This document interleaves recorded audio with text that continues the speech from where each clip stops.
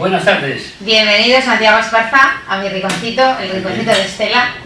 Tengo el placer de estar aquí contigo, que sé que me tienes mucha estima, mucho cariño, como, Pues sí, como yo a ti. ¿Cómo no te va a tener estima? Y para mí es muy grato hacerte esta entrevista porque sé que has hecho un gran trabajo haciendo este libro. Sí. Sobre todo gracias a que las cosas estén haciéndolas con cariño. San Adrián a través de la historia, más que no la historia de San Adrián, pues porque creo que San Adrián como historia la verdad que tiene muy pocos, o sea, datos históricos existen poquísimos, pero sí que dentro de la historia sí que se puede investigar ciertas cosas, sobre todo sabes que cuando no hay documentos gráficos, digo no hay documentos escritos como pasa en San Adrián, sobre todo en los años que yo he hecho este trabajo, que es desde el Imperio Bajo Romano, o sea, desde el siglo I, pues vamos a ver, desde el año 0, por así decirlo, hasta el año 1120 por ahí, pues tenemos muy poco, fuera de lo que es estos documentos de la Catedral de Pamplona, y alguno más, pero son muy escasos, esto es lo que hay. Entonces sí que hemos tenido que ver la historia de San Adrián dentro de lo que es el conjunto de la historia de España, y sobre todo hay unos temas muy importantes, lo que ocurrió en esta zona.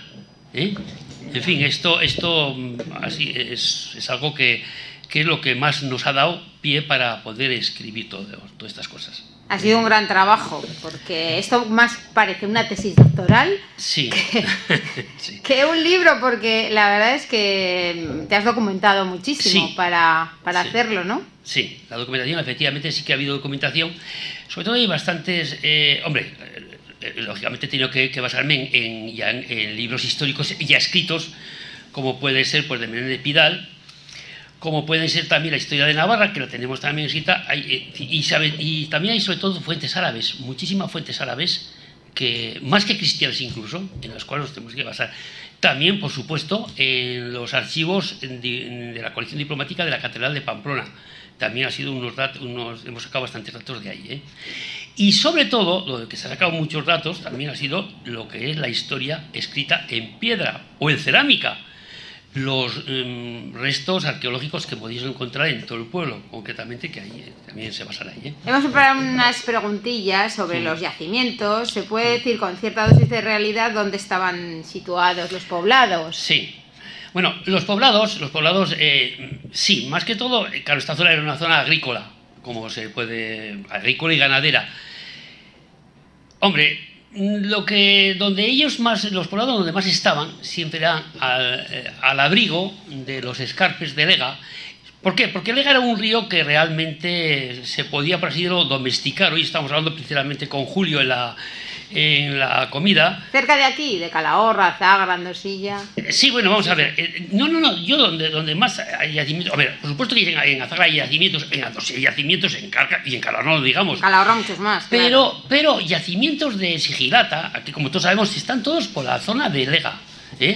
Ahí es donde más ha asistido. También ha asistido algo en el Marinal, pero donde más los yacimientos que, por ejemplo, el Príncipe de Viana los tiene catalogados, son todos hacia los escarpes de Lega.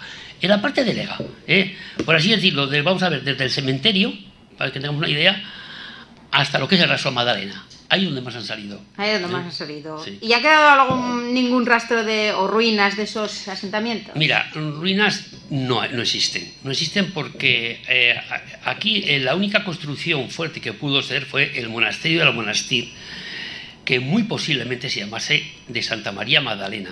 Por ahí se ha quedado el nombre, la etimología del Raso de la Magdalena, que estaba ya incluso hasta el siglo XVIII. Existió una ermita con ese nombre, decía la ermita de la bendita Magdalena. Y es quizás el último rastro que ha quedado de ese monasterio. Al-Monastir quiere decir monasterio. Al-Monastir, efectivamente, Al-Monastir quiere decir monasterio, y es quizás la única palabra árabe que exista en San Adrián. Al-Monastir, que ya lógicamente se ha perdido también. Todos tenemos la historia que decía Al-Monastir. Pero Al-Monastir es muy posiblemente, esa denominación la darían a partir en el siglo VIII, hacia el año 715, 716, cuando vino el famoso moro Musa Musa ibn Nusair, que llamaba, y aquí hizo el pacto con el conde Casio, el patriarca de los Manukasi, que también nos sonará Madre mía, a todos. qué nombres, ¿cómo Sí, pues, hombre, vaya sí. memoria. No, memoria no es que era así, es que son datos que están Sí. ahí, ¿eh? Sí, sí. Pero para esos datos tienes que tener Sí. una memoria, una riqueza de vocabulario, vamos, impresionante.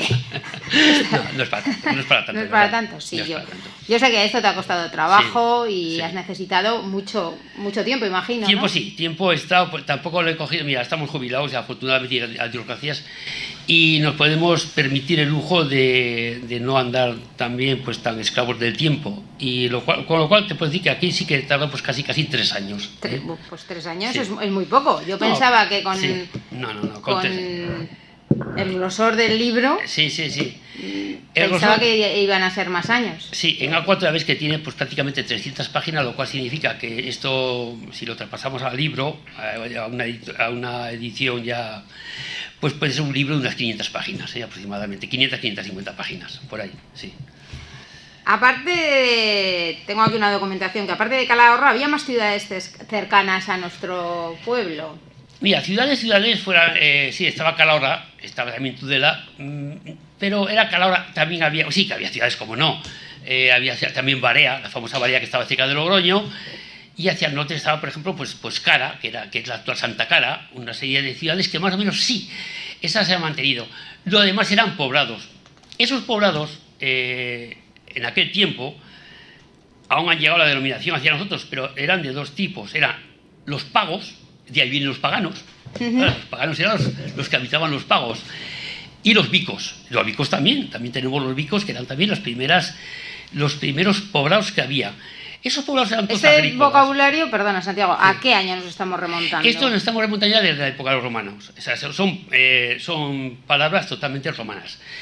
¿Y qué palabras? Entonces, ¿qué eran los pagos? Pues los pagos eran donde se asentaban los peregrinos. Fíjate, curiosamente, los peregrinos, aunque aquí lo que tenemos nosotros, hablamos de peregrinos siempre, le damos una connotación cristiana, y es cierto, pero en aquel tiempo eran los trabajadores del campo. Literalmente significa peragrum. ¿Y qué significa peragrum? Pues eran los habitantes que iban recorriendo los campos, pues porque empezaban en una zona a trabajarla, y esa zona, aquí tenemos un ingeniero agrónomo que es Julio Muro, esa zona al cabo de un tiempo se agotaba, necesitaba otra vez descansarlo, dejar en barbecho, abonarla. Y entonces recorrían a otro sitio y otra vez montaban otro poblado. Y esos poblados se llamaban pagos. ¿Por qué llamaban pagos? Pagos se llamaban pagos porque siempre cogían manantíos o fuentes de agua donde se ponían alrededor. Había unas cuantas chozas, ahí podían vivir 20 familias y punto. Y estos eran los pagos, o también llamados vicos. Por eso de ahí vienen esos nombres. La ciudad más importante sería Calahorra, en cuanto a mucho Calahorra, de los romanos, ¿no? Y sobre todo en esta zona, la ciudad que correspondía a toda esta zona era Calahorra, sí. De hecho, los yacimientos de Calahorra, creo, ahora están haciendo unas visitas guiadas, ¿no? Por Calahorra, por debajo de Calahorra, porque hacen una obra y ya sale un yacimiento romano. Ahí era las Civitas. Y aquí fuera toda esta zona, todos estos pagos, todas estas zonas donde se trabajaba toda esta gente, parece ser que había en Andosilla, es muy posible, por el nombre, pues que es que estuviese donde estaría o viviría el posesor de todas estas tierras, porque Andosilla literalmente significa Andosi Vila. Desde Andosi es un genitivo de Andosius, que es la villa de Andosio, es decir, donde estaba ahí, por así decirlo, donde estaba el jefe.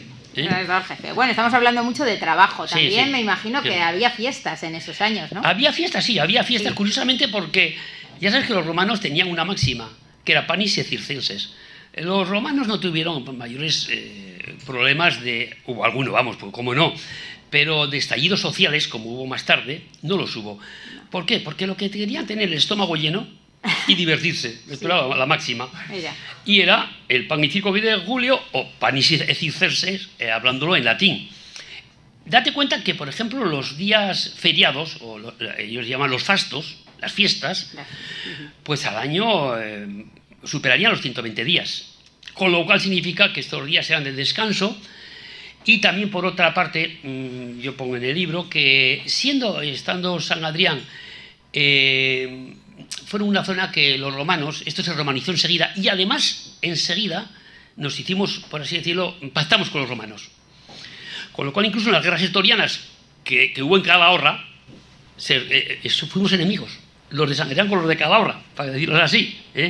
Aquí estaban el ejército que peleaba contra los sertorianos que estaban en Calahorra. ¿Qué habitantes podía haber en ese siglo en San Adrián? En San Adrián en aquel tiempo, pues hombre, no muchos. Lo que es la zona de la Zagra, San Adrián hasta Andosilla, pues puede ser que, bueno, pero también en la agricultura efectivamente había gente, y por los pagos que hemos visto puede ser que bien pudiesen haber, en habitantes hablo, en habitantes, sí. 1000 habitantes, unos, ¿qué te voy a contar? 150 fuegos que se daban. 180 fuegos por ahí, sí. Imagino que Calahorra siempre ha sido mucho más grande, ¿no? Mucho más grande, sí. Mucho más grande que Calahorra, por ejemplo, era muchísimo más grande incluso que Pamplona. Eso sí que sí, claro, sí. Aunque era de Pamplona, sí. Había muchos romanos en Calahorra, más que en Pamplona. En aquel tiempo sí. En aquel tiempo había más. Sí. Así es, sí. Bueno, ha prosperado también Calahorra. Calahorra ha prosperado, sí. Mira, todo en la vida nace, crece, se reproduce y luego también hasta muere. También Calahorra tuvo su momento álgido y también su momento de decrepitud. Hombre, Calahorra tiene mucha historia. Sí, San Adrián en sí tampoco tiene historia como tal, tampoco tiene mucha. No tiene mucha.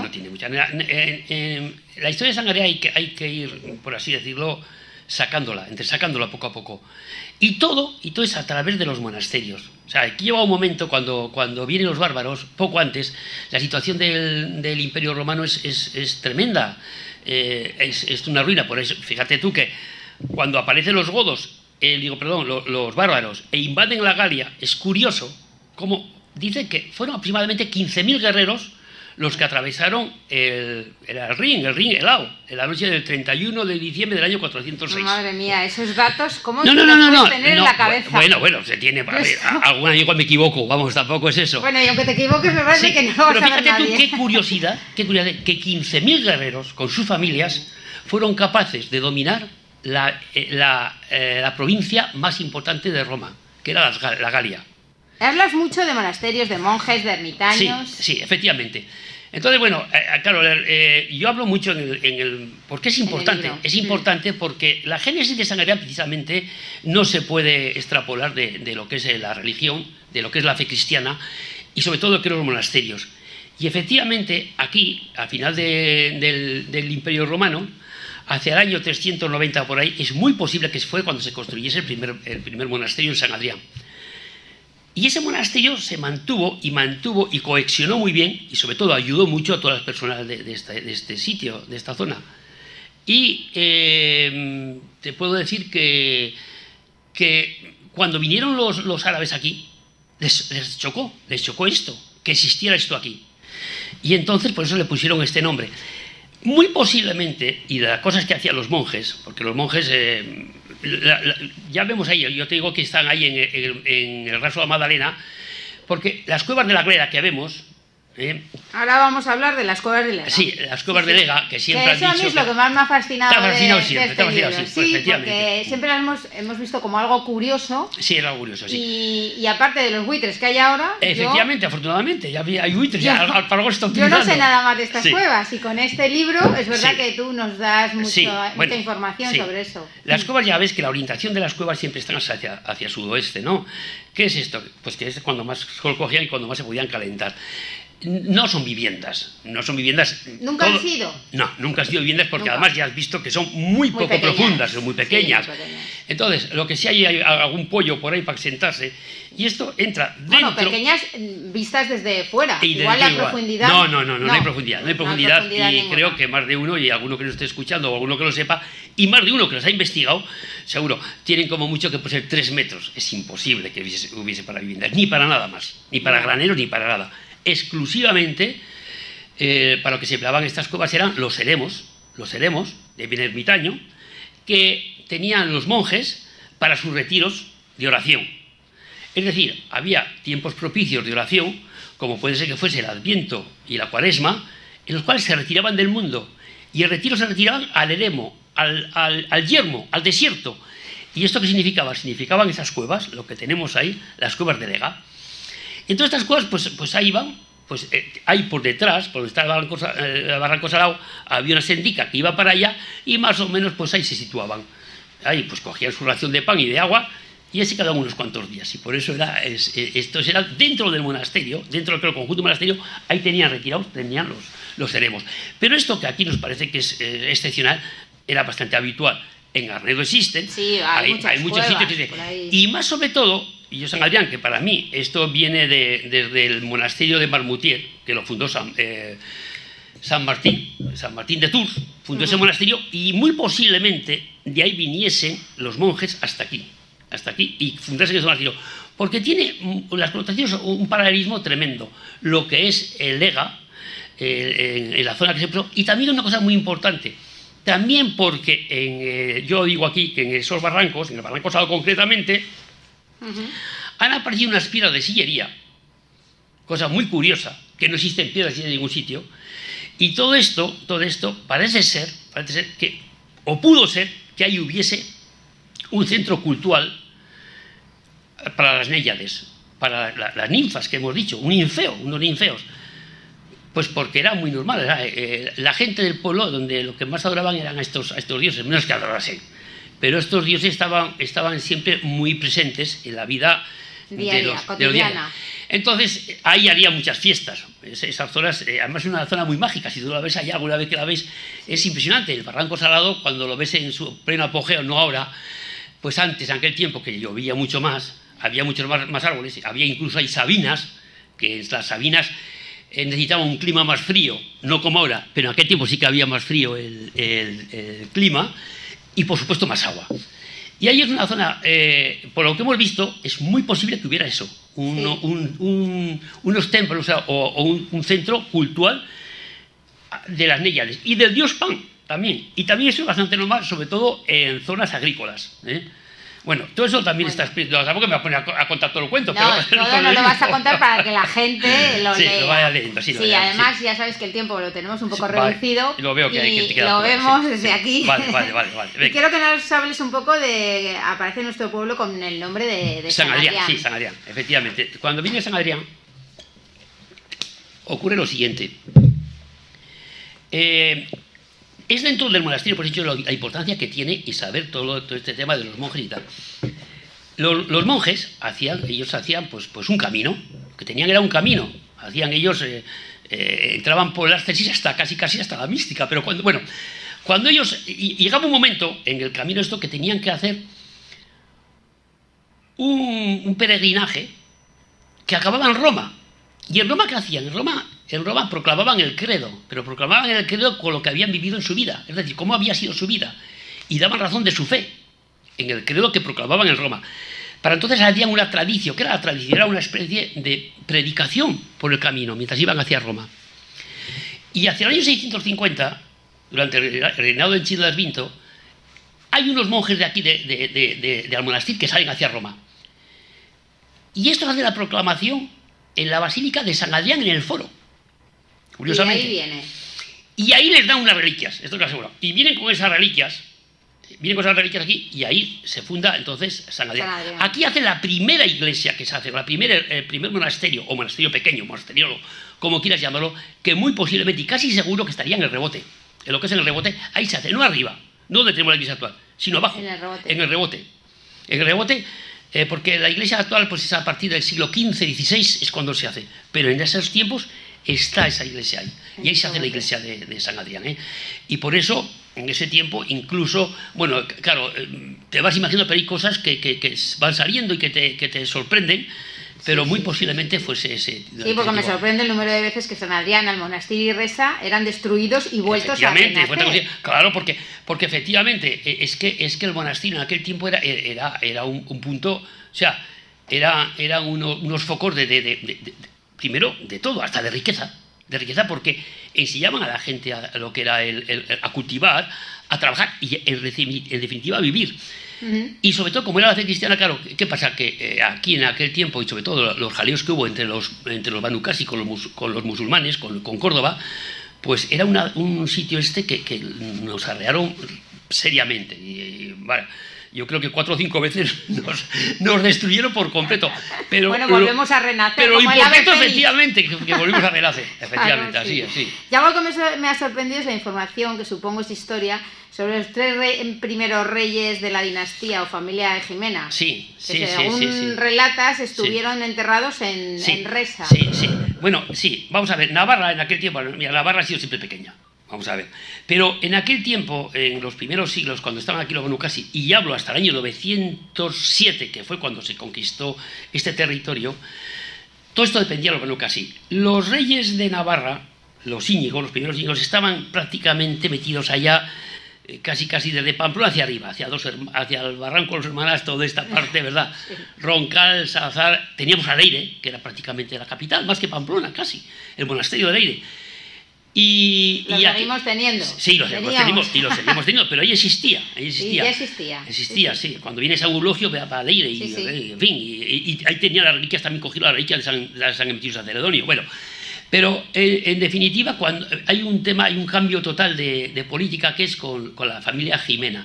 El último rey de Íñigo, que es Fortún Garcés, parece que sea Fortún, el monje, el famoso monje, pues no sé si tuvo descendencia, pero sí que eligieron que era también sobrino suyo, y fueron a Sancho Garcés. Y este Sancho Garcés, que era de la familia Jimena, que también estaba emparentado con los Íñigos, pero estos fueron los que rompen literalmente del todo con los Benucasi, y atraviesan el Ega, fíjate tú, curiosamente, atraviesan el Ega casi como el paso del Jordán, y conquistan no solamente San Adrián, sino Deyo. ¿Qué era Deyo? Deyo, curiosamente, es lo que es actualmente, fíjate, lo que queda actualmente de la lo diré, esto de los años no Madre mía, sí. Pero la Merindad de Estella, es decir, el río Ebro por una parte y el río Ego por otra. Lo último de Deyo es San Adrián, y lo máximo era Monjardín, Villamayor de Monjardín, donde hay también un castro, el castro de San Esteban de Monjardín. Y aquí estaban, y conquista San Adrián, conquista Resa, y conquista Andosia y toda esta zona. Y por eso él se llama rey de Pamplona, no de Navarra, y de Deyo, que era nuestra zona. Para esto fue importantísimo, y sobre todo que le abría el paso a La Rioja, que La Rioja era importante, eso era lo que era importante, mucho más que Navarra, era La Rioja, porque La Rioja tenía mucha más riqueza que Navarra en aquel tiempo, estamos. Y efectivamente ¿Riqueza basada en qué? Entonces, en personal, muy importante, en persona, mucho. Había personas, pero sobre todo tenía mucho más en cerámicas y cosas de estas, había carpinteros, había carpinteros, había cantidad de oficios que no se daban en Navarra, y estaban todos en La Rioja, sí. Bueno, como no andamos muy sobrados de tiempo, ya te veo que no. Como sabes que estás mirando el reloj, pues por finalizar, las santas reliquias, Doña Urraca, dime algo de todo esto. Vale, lo de las santas reliquias, ya ves, lo que te digo, todo viene de que efectivamente en las iglesias de San Adrián, los monasterios de San Adrián, no voy a hablar de la iglesia, voy a hablar del monasterio de San Adrián, que era destruido, y llega un momento en que efectivamente ya las reliquias desaparecen. Es más, de aquí salen varias fundaciones hacia otros sitios con el nombre de San Adrián, y posiblemente con las reliquias, entre ellas Autol, pero también hay otras en Burgos, hay también hacia el norte, San Adrián de Sásabe, San Adrián de Juarros, que está en la provincia de Burgos, hay otro San Adrián cerca de León, que muy posiblemente en aquel tiempo, con las peleas estas que había entre castellanos y musulmanes que se daban aquí, pues muchas reliquias irían. En definitiva, desaparecen las reliquias de San Adrián, y ya de ahí tienen que traer unas reliquias. ¿Qué reliquias traen? Las traen de cualquiera. Mira, el mercado de las reliquias en aquel tiempo en Roma era un desastre, era totalmente, cualquiera daba reliquias. Pero estas reliquias de San Adrián, las que vinieron aquí de San Adrián, hay que tener, de verdad, hay que tener pues cierto, más que respeto, cierto cariño. Daba, o se robaban también. O se robaban, sí, se robaban también. También se robaban. Pero aquí, concretamente, aquellas reliquias, pasó lo siguiente. Claro, es un poco, no tenemos tiempo para hablar sobre este tema. Pero llega un momento en que... Otro día con más profundidad. Pues claro, pero llega un momento en que hay un rey, que es Sancho IV Garcés, el de Peñalén, que aquí, en los Altos de Peralta, todo esto era un coto de caza. Y él, en ese coto de caza, sabéis que va viviendo y se marcha hasta Peñalén. Y en Peñalén, sus hermanos Ramón y Ermesinda lo despeñan. Entonces, ¿qué ocurre? En ese pueblo ya el reino de Pamplona desaparece. por un momento, luego otra vez se restaura, ya con el nombre de Navarra, se desaparece y los navarros eligen a un rey que es el rey de Aragón, que era primo carnal de este otro, pero también de Sancho Garcés IV, el de Peñalén. Pero había otro rey que era Alfonso VI de Castilla y de León. Y este Alfonso de Castilla y León, él se coge La Rioja y curiosamente coge todo el territorio de León, entre ellos San Adrián. Azagra, fíjate, Azagra queda para el rey de Aragón y San Adrián para el rey de Castilla. Claro, es un punto fronterizo, San Adrián. Un punto fronterizo. Y entonces lo que hacen estos inmediatamente, quieren hacer que el monasterio coja otra vez la dimensión y sobre todo la categoría que ha tenido, porque era muy milagrero este santo San Adrián. Y entonces cogen unas reliquias que son de santos anónimos, pero es verdad que esos santos anónimos eran mártires. Y esos santos anónimos están juntamente encima de la tumba del Papa Sixto I. Pero hay más curiosidades aún, y más coincidencias. Ese Papa Sixto I era griego, y fue martirizado mientras hacía una Eucaristía con unos peregrinos griegos, que la mayoría eran familias suyas. Y mataron a todos. Entonces enterraron al Papa en una tumba y a los demás encima. De esa tumba sacaron las reliquias. O sea que son santos auténticos. Y además, griegos, al igual que San Adrián. Que San Adrián era San Estudio. No sé cómo puedes retener tanto dato, Santiago. Bueno, no te creas. Estoy asombrada, totalmente asombrada. Sí. Bueno, pero ya nos quedan 3 minutos, 2 minutos. Sí, sí. Ya sabes. Entonces ya sabes tú quién viene. Es la hermana, esa urraca, que nosotros hablamos, tantas urracas. Sí, tanta urraca, que hay muchas. Sí. Hay 3 urracas. Pensábamos que había una y de repente han salido muchas. Hay 3 urracas y esto sí que nos va a dar tiempo para hablar. Realmente quien hace todo el tema de las reliquias es Alfonso VI. Quien trae aquí las reliquias es doña Urraca, que era hermana de Sancho IV Garcés, el de Peñalén, el de Espeñao, que estaba casado con el conde García Ordóñez de Nájera. Estos fueron los que traen. Y los que salen ahí, los documentos que tenemos en el libro redondo de la catedral, que también sale, pero firmó Alfonso VI. ¿Realmente quién dona? Porque la urraca es la que dona... Pero quien realmente es la encargada de traer las reliquias es la reina Urraca. Que no era reina Urraca. Era de Pamplona. Era de Pamplona. Era hermana de Alfonso VI. De Sancho Garcés. Y estaba casado con el conde García Ordóñez de Nájera. Muy del partido de Alfonso VI. Pero también Alfonso VI es el que dona... Todo lo que dona, todos esos bienes que donan de viñas, campos, etcétera, que son muchos, es de su patrimonio. Y entonces, claro, que también ellos tenían unas rentas. Esas rentas, ese infantazgo que se llamaba, se lo dona Alfonso VI a su hermana, doña Urraca de Zamora, y a su hermana, doña Elvira de Toro. ¿Me explico? ¿Por qué? Porque eran unas rentas que ellas, al estar solteras, y mientras no se casasen, tenían esos beneficios. Bueno, cuando muere, vuelve otra vez Alfonso VI. Y hay entonces, en ese momento, todos saben, efectivamente, civilmente, San Adrián estaba con el reino de Castilla, pero sin embargo, eclesiásticamente pertenecía a Pamplona. Por eso hubo unos litigios